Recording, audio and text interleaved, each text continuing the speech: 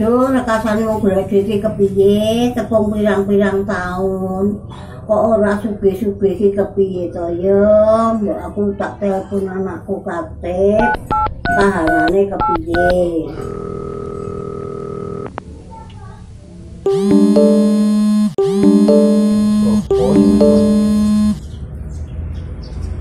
Ono apa iki sing mbok nelpon? Halo, Mbak. Halo, Le. Eneng apa telepon?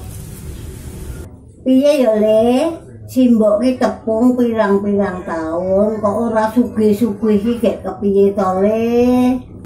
Kowe pengen sugih, Mbak? Iya, Le, simbok ki pengen sugih. Carane kepiye, Le? Gampang. Golek tuyul wae, Mbak. Mengko rak cepet sugih.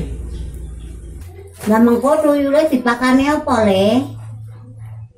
Ora dipakani, Mbak. Gur ngombe susu. Oh alah Le, tuyule apa ora gila. Soale susune simbok wis ora tau metu.